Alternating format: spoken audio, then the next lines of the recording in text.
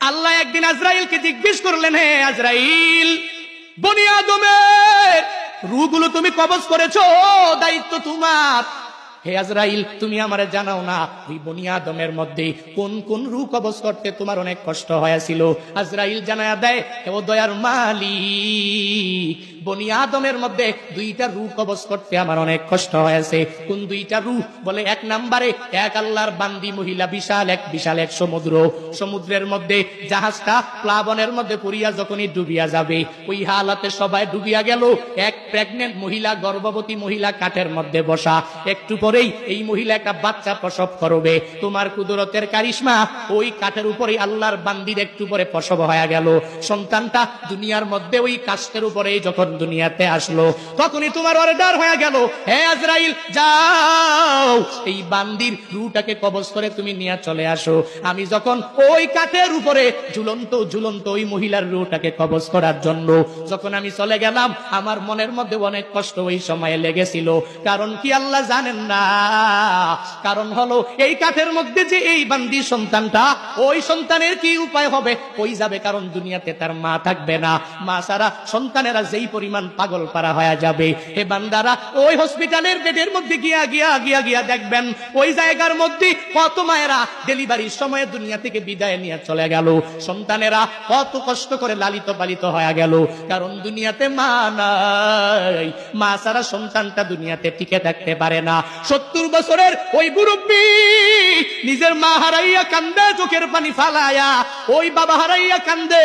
কারণ বান্দা তো জানে আমার নাতি নাতনির অভাব নাই, এই দুনিয়াতে আমার ছেলের অভাব নাই, এই দুনিয়াতে আমি সব কিছু দুনিয়াতে পাইয়া গেলাম, এখন আমার কোনো কিছুর অভাব নাই। কিন্তু আমার মা ছাড়া আমার এতিম এতিম অবস্থা হয়ে যায়, আমার বাবা ছাড়া আমার এতিম এতিম অবস্থা হয়ে যায়। সন্তানটা বড় হয়ে গেল, এরপরেও মা ছাড়া চলতে পারে না।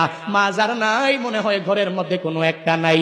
যার বাবা নাই, ওই বান্দা পূর্ণাঙ্গ ভাবে বলতে পারে মনে হয় ঘরের মধ্যে টাকা আছে, সন্তানেরা আছে, বউ আছে, স্ত্রী আছে, পুত্রবধূ আছে, বাবা নাই, মানে ঘরের মধ্যে কোনো একটা মালিক নাই। ওই যে মহিলাটা বাচ্চা প্রসব করলো, আজরাইল বলে, আল্লাহ ওই মহিলার রূহটাকে কবজ করে আমি যখনই নিয়ে আসবো, তখন মনে আমার অনেক কষ্ট লেগেছিল। কেন জানেননি? কারণ এই সন্তানের উপায় কি হবে এই চিন্তা ভাবনা করিয়া।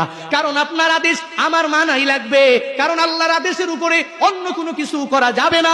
আপনার আদেশ মানা লাগবে, নির্ধারিত টাইমের মধ্যে রূহ আমার কবজ করা লাগবে, কারণ আমি আপনার কমান্ড অনুযায়ী যেই সুন্দরভাবে চলাফেরা করি। আজরাইল তো কারো কাছ থেকে বান্দা অনুমতি নেয় না, শুধু নিয়েছেন নবীর কাছ থেকে। আল্লাহ আজরাইলকে নবীর কাছে পাঠিয়েছিলেন, হে আজরাইল, যাও যাও নবীর কাছে তুমি দৌড়ায় যাও, ওই নবীর রূহটাকে কবজ করার জন্য। নবী যদি অনুমতি দেয় তাহলে অনুমতি দিলে রূহটাকে কবজ করবা, নবী যদি অনুমতি না দেয় রূহটা কবজ করা তোমার পক্ষে সম্ভব হবে না। ওই নবী কেমন নবী পেয়েছো? সেই নবীর রূহটাকে কবজ করার জন্য আল্লাহ আজরাইলকে পাঠাইলেন, আর বললেন নবী যদি অনুমতি দেয় তাহলে কবজ করবা, নবী যদি অনুমতি না দেয় তাহলে কবজ করতে পারবা না। আজরাইল নবীর কাছে আসলেন, আয়েশা বললেন, হ্যাঁ নবী আমার, আল্লাহ পাঠিয়েছেন, যদি অনুমতি দেন রূহটাকে কবজ করে আমি নিয়ে যাব, যদি অনুমতি না দেন আমি কবজ করব না। নবী আমার বলেন, অনুমতি দিব না, আল্লাহর কাছে আমার একটা কথা বাকি রইল, হে আজরাইল, আইনা আখি জিবরাইল, আমার ভাই জিবরাইল কই, তুমি আমারে জানায়া দাও। যখন আজরাইলকে বলা হলো, আজরাইল বলে, জিবরাইল ফিস সামাইল উলা, প্রথম আসমানের মধ্যে জিবরাইল বলে, যাও যাও ওই জিবরাইলকে যা খবর দাও আমার কাছে আসতে বলো, আমি জিবরাইলের কাছে একটা কথা বলবো, এটা রবের কাছে নিয়ে আসে পৌঁছায়া দিবে। আজরাইল জিবরাইলের কাছে চলে গেলেন। এবার জিবরাইল যখন রহমাতুল লিল আলামিনের দরবারে চলে আসলেন, নবী চোখের পানি ফালাইয়া কাঁদে।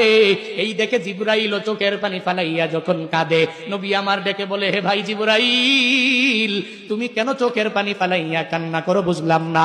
জিবরাইল বলে, নবী আপনি কেন কান্না করেন আমি বুঝি না, আপনি তো আল্লাহর বড় প্রিয়, ওই রবের দরবারে মুলাকাতে চলে যাবেন, আপনার কান্না করার কোনো দরকার নাই, কোনো প্রয়োজন নাই, আপনি কান্না করেন কেন? যখন জিবরাইল নবীকে জানায়া দেয়, নবী আপনার তো কান্না করার কোনো প্রয়োজনই নাই, ওই রবের মুলাকাতে যাবেন, ওই রবের সাক্ষাতে আপনি চলে যাবেন, তাহলে কান্না তো আপনার দ্বারা মানায় না গো নবী আমার। যখন নবীকে এই কথা বললেন, নবী বললেন, আমি কেন কান্দি পরে বলবো, হে জিবরাইল, হে আমার ভাই, আপনি কেন কান্না করেন আমি বুঝলাম না। জিবরাইল দেখে বলে, পয়গম্বর পয়গম্বর, আমি আপনার কাছে একবার, দুইবার, তিনবার, পাঁচবার ওহী নিয়ে আসছি, ব্যাপারটা এমন না। আল্লাহ আমারে নিযুক্ত করেছেন 1,24,000 পয়গম্বর, এই সব পয়গম্বরের কাছে ওহী নিয়ে আসার দায়িত্ব আমার। আমি সবার কাছে অনেকবার আসি নাই, কারো কাছে 10 বার, কারো কাছে 20 বার, কারো কাছে 50 বার, কারো কাছে 100 বার, কারো কাছে 200-300 বার আমি ওহী নিয়ে আসলাম। কিন্তু হে নবী, আমি আপনার কাছে যে আসলাম, আপনার কাছে আসছি একবার না, দুইবার না, 500 বার, 1000 বার, 2000 বার নয়। আমি জিবরাইল হইয়া আমার মাওলার পক্ষ থেকে ওহী নিয়া আপনার কাছে আমি এসেছি 24,000 বার। আরো জোরে কোন সুবহানাল্লাহ। জিবরাইলের জন্য বলে, হে নবী, এজন্যই আপনার দেখে আমার বড় মায়া লাগে, আমি আপনার কাছে আর আসতে পারবো না। এই চিন্তা নিয়ে আমি চোখের পানি ফালায়া কান্দি, কারণ আল্লাহ আপনারে উঠায় নিয়ে যাবে, এজন্য আমি কান্দি। এবার জিবরাইল বলে, হে নবী, আপনি কান্না করেন কেন, আমার বুঝে হয় না। নবী আমার বলেন, হে জিবরাইল, আমি কেন কান্না করি জানো? আমি তো আমার রবের মুলাকাতে চলে যাব, কিন্তু এই দুনিয়ার মধ্যে আমার যে উম্মতেরা থাকবে, ওই উম্মতেরা আমার জন্য বড় পাগল। এই উম্মতেরা মদিনার জন্য অনেক বড় পাগল পারা, আমি নবীর জন্য অনেক বড় পাগল পারা। আমার এই উম্মতের উপায়টা কি হবে? রবের কাছে যাও আর আল্লাহর কাছে গিয়া জানাইয়া দাও, আল্লাহ যতক্ষণ পর্যন্ত আমার উম্মতের দায়িত্ব না নিবে, আমি ততক্ষণ পর্যন্ত রূহ কবজ করার অনুমতি দিব না। জিবরাইল চলে গেলেন মাওলার দরবারে যাইয়া আল্লাহর কাছে বললেন, ও মালিক, আপনার পয়গম্বর রূহ কবজ করার জন্য অনুমতি দেয় না। ও আল্লাহ, যদি আপনি আপনার নবীর উম্মতের জিম্মাদারি যদি না নেন, তাহলে রূহ কবজ করার অনুমতি আপনার নবী দিবে না। যখন এই কথা বলল, এই কথা বলার পরে আল্লাহ বলেন, হ্যাঁ জিবরাইল, যাও আমার নবীর কাছে চলে যাও, ওই নবীর কাছে গিয়া তুমি জানায়া দাও, ওই নবী দুনিয়াতে জীবিত থাকা অবস্থায় উম্মতের জন্য নবী এত বড় পাগল পারা, ওই উম্মতের জন্য নবী দায়িত্ব নিয়ে নিল। নবীকে আমি আল্লাহ উঠে নিয়ে যাব, আজরাইল রূহটাকে কবজ করার পর থেকে কিয়ামত পর্যন্ত আমি আল্লাহ আমার নবীর উম্মতের দায়িত্ব আমি নিজেই নিয়ে নিলাম।